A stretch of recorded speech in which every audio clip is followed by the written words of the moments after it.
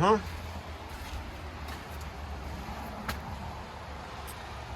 we go again.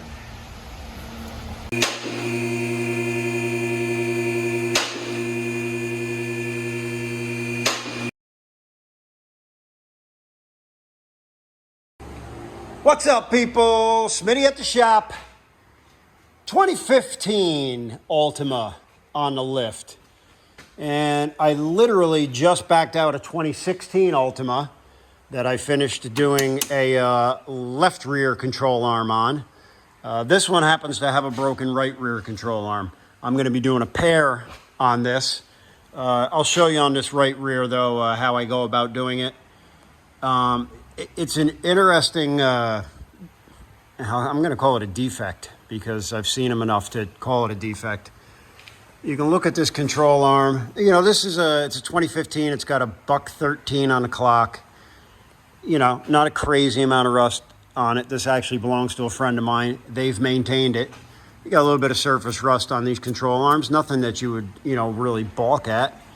But as you can see here, the metal basically rips away from that bushing there. I don't know if the bushing seizes. Actually, you can see there's a bushing from the other one I just pulled out. But anyway, that's what happens on these. That metal tears. It sticks the tire into the wheel well, and you're pretty much dead in the water. I mean, you could creep it home if you're close by, but this one really warrants a tow truck, and you don't want to try and back up with this control arm like it is because it'll shove that tire right into the front of the wheel well. Anyway, let me show you the process of taking these out. Can you do this in your yard, in the driveway with a floor jack? Yeah. You know, I can assure you it's not easy. It's kind of a nuisance job, I like to call it, where it's not difficult, but it's also not a breezy kind of job. In fact, the other one that I did this morning, the customer had replaced his right rear one, and after doing it, you know, then 6 months later, the left one broke, and he said, I'm not doing this one.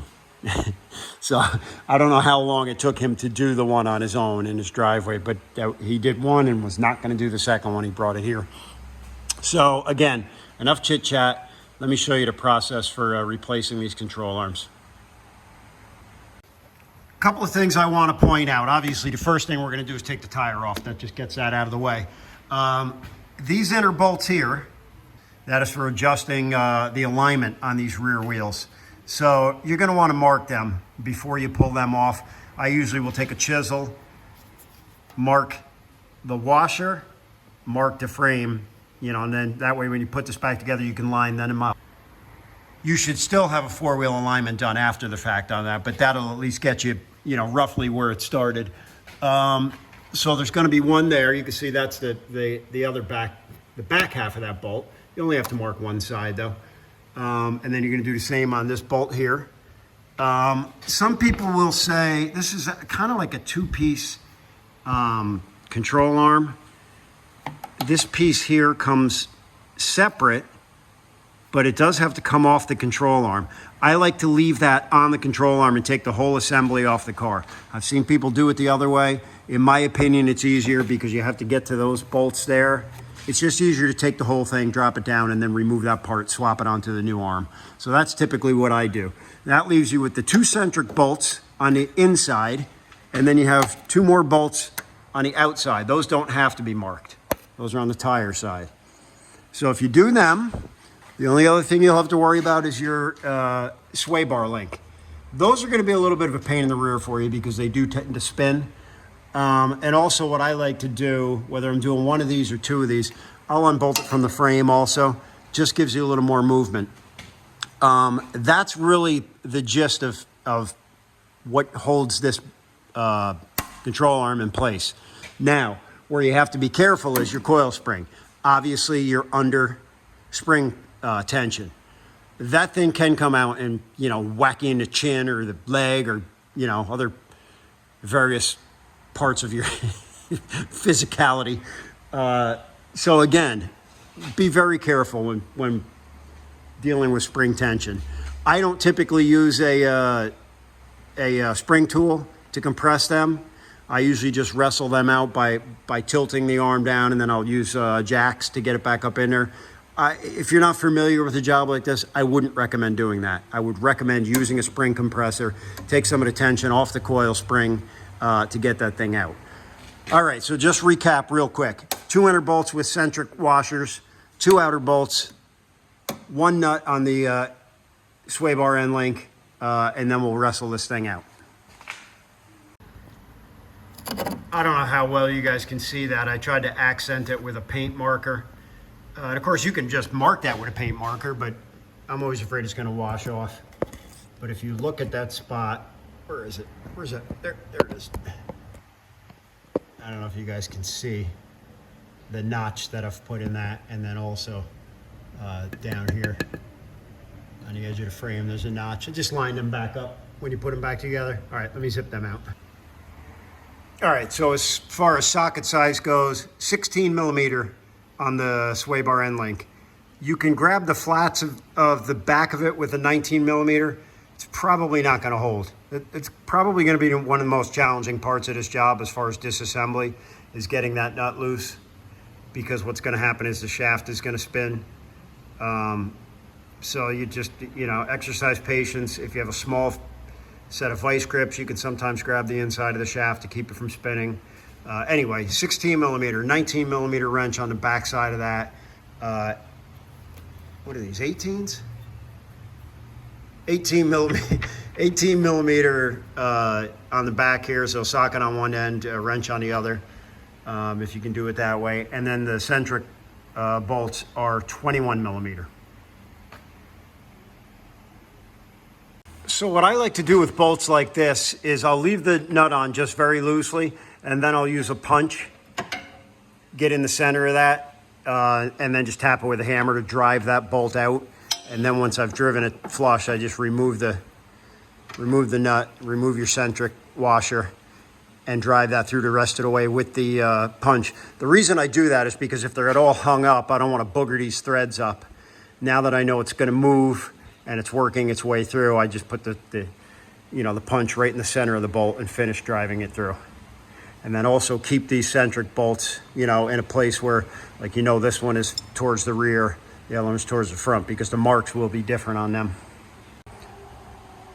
All right, well, as you can see, I have both those centric bolts out. It's real tight on the back of this. As the bolt drives out, you get the gas tank right there.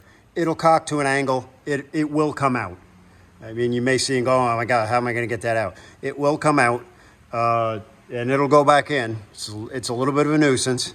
But as you can see, the control arm isn't going anywhere. It drops down about 2 inches. We still have the sway bar holding it on. We still have the outer bolts holding it on. Again, you're dealing with that spring pressure, but the arm is not going to go anywhere. It's not at risk of blowing out from under the car. We're going to work on this next. Again, as I said, that's a bit of a nuisance. I like to drop the whole sway bar down. It just makes it a little bit easier. But initially, I'm going to get in here with an impact socket. Let me see if I can knock that loose. As I said, you're going to have an issue with the shaft is going to spin a bit. That's exactly what I'm talking about right there. The nut is about halfway off. Now the shaft is spinning. Because that's just a squared off portion on the back, you can get a 19 millimeter wrench on there, but it's not 19 millimeters per se. So it's gotten to the point now where the 19 is slipping on that. So we're going to grab that with a small pair of vice grips and see if we can get that the rest of the way off. Yeah, so this one's being a little stubborn, which is why I say I like to drop this sway bar down. Just gives you a better angle to work with.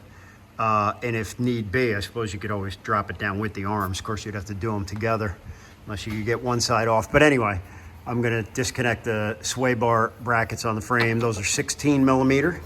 We'll zip them out. We're going to let the sway bar just kind of hang down. And again, keep in mind you're dealing with spring tension on that. So even letting that sway bar down, there's going to be some push down on it. All right, that's down, and you can see how much more accessible there is. There's just more room to get an impact gun in here, more room to get at that backside with the vice grips.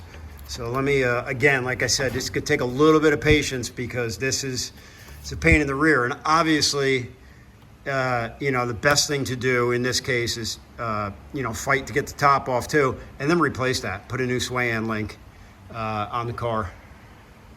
Those are a serviceable part anyway. Eventually they will wear out, so now's the time to replace them. And typically the new ones go on much easier.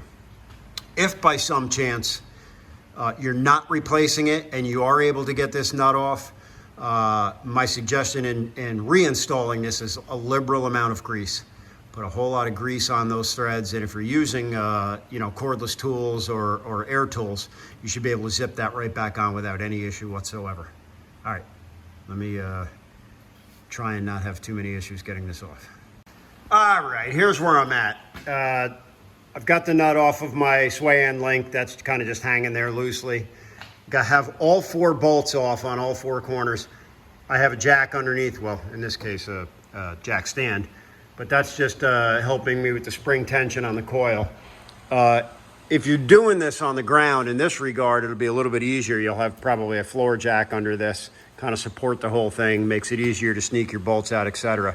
So what I'm going to do next is I'm going to loosen this jack stand to release some of the spring tension. This is probably the most, I don't want to use this is the point where you could get hurt if you're not careful with that spring tension. What we have to do is we got to loosen the spring tension. I'm going to sneak that sway end link out of the bracket, loosen the spring tension, and then the arm has to go towards the inside of the vehicle because this, you can see this section here goes into the control arm. So we just have to work this out like that. So that's what I'm going to do next. Again, guys, I hate to just keep repeating myself, but watch out for the coil spring. All right, jack is out from under it. All the bolts are loose or removed. And now what we're dealing with is a spring. This is where you would use your spring compressor. Oh my God, I'm tired. In my case, I'm just gonna get a pry bar under it. I'm just gonna whack this thing out of here. Again, I wouldn't recommend you do that. Put a compressor on it, take some of that tension off and get it out that way. But let me just pull that spring out of there and then I'll show you how this arm comes out. There's your arm, that's what's left. We're gonna pry that towards, as I mentioned before, the center of the car, just to get that out of there. So we'll do something that looks a little bit like this. I don't know if I'm gonna be able to do that with one hand.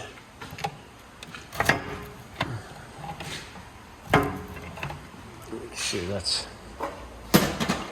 for all intent and purpose, that is out. There you have it. We're gonna unbolt that, those 2 bolts right there, remove that other part of the control arm, and we'll get this back together. All right, nice and easy, that's swapped over. This is still in decent shape. That's why I'm reusing it. There's the old one, there's the new one. Now, I'll show you how I put these back in. It's not necessarily reverse order. In fact, it's a little bit different. What I like to do, I like to anchor it with the centric bolts so that I can swing it down and get the spring in there. And then I'll finagle this end in. It's 6 1/2 a dozen of the other. You could do it the other way. This is just how I prefer to do it. I think it's a little bit easier to work with the coil spring doing it this way. So let me get it up in there and I'll show you what I'm talking about. All right, this is where it's really, it's up for debate. Some people put this end in first, swivel off of that, and then fight with the bolts under spring tension. I like to use a pry bar, and I'll just bring the arm down in the direction that it operates, basically. I'm gonna pull that down, I'll get the coil spring up in there, and then I'll attach this. So here's what I do. The rearmost bolt, I shouldn't say the rearmost, I'm sorry, the front bolt, the one closest to the front of the car, I have that all the way through, the nut is off. The rear bolt, I have through this, the first part, it's not coming out the back part. And there's a reason for that, because otherwise there'll be too much tension on the arm. Basically what I do that is I'm gonna pry this down. As you can see, it can go way down. We're gonna get that coil spring in there, and then we're gonna jack this back up and finish putting that bolt in. As far as placement of the coil spring goes, there's the top. There's what the top of the coil spring looks like. Here's the bottom. The coil on the bottom is spaced more away from the coil below it or above it, as opposed to these two being close together. Close together is your top one. On the bottom here, you put this plastic piece on it. It's got a teat on it right there, a small little teat.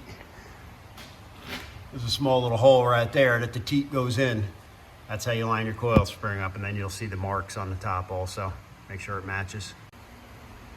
There you have it, the spring is in. And again, one person, it's just me here by myself, pry bar in here, other hand putting the coil in there. It is doable. I mean, you have to finagle a little bit.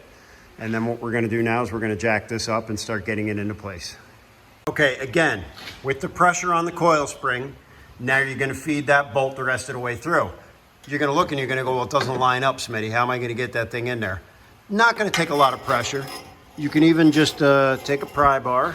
Let me switch hands here. Take a pry bar, and you can even just pry on the exhaust pipe. It's not gonna take a lot of leverage. You can pry that up. You see I'm going in an upward position. On the end of that control arm, you'll see those two holes line up. If you have a friend, have them slip the bolt in. Otherwise, just one hand on the pry bar, another hand on a small hammer, and tap that in from the other side. Do not hit it hard. Make sure your hole is lined up. You don't want to damage the threads on that bolt. Okay, all I've done now is moved my jack out here for a little bit more leverage. I've jacked it back up to the point it's actually putting pressure on this. You can see it's, so what it's done is it's compressed the shock up a little bit. So now I'm going to take this whole assembly, I'm going to bring it out towards the wheel well, and we're going to slip it into place there. Real easy. You should not be fighting with this part at all, assuming you have enough pressure on that coil spring and that arm up as high as it's going to go. On a lift, you got to be careful. Like in my case, I've got pressure on this. It'll lift the car right off the lift if you're not careful. Doing it on a floor with a floor jack, this is actually a little bit easier doing it that way, because you have the whole weight of the car working in your favor. And it's really that easy. I just haven't pushed it all the way in because I want to show you. So you just bring it out towards the wheel well, and then just pull this down a little bit. You're going to just be pulling the shock in a downward motion. It's going to slip right into place. Now we're just going to and put those bolts back in. Real easy.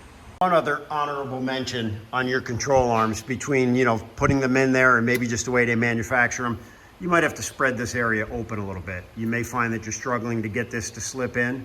If so, just a little pry bar, just open it up a little bit. Not usually the case on the backside, since it's going into a spot that it's already been in before. But again, if you're struggling with that, just open that up a little bit, spread it a little bit to allow that to drop in there.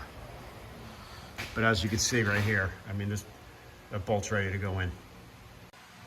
All right, now to get those centric bolts back in place, just get a wrench on the bolt end of it, and you can just turn them. I like to turn them to the most shallow point, so that you're not, you don't want to pinch your washer against there's a chunk of metal there that basically the eccentric rides on to make the adjustment. So I hit, you know, I set them up on the shallow part, which in this case is going to be right about there.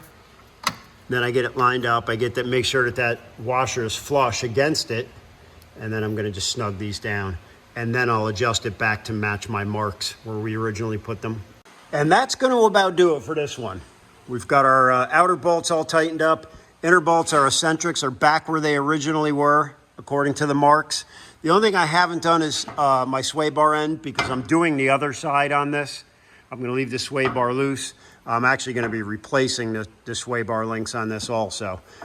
If you're reusing them, lots of grease on the threads. It's going to make it a whole lot easier to snug them down. Otherwise, you're going to struggle with that rod spinning. And that's going to do it for this. Coil springs, I mean, I'm going to go ahead and do the other one. It's basically it's the same thing, only not. So that's going to do it for this video. Coil springs in the old Nissan Altima. Yeah, you asked me, they should have recalled these for that, but that's my opinion. All right, guys. On to the next one. Good luck with this job. Smitty. Out.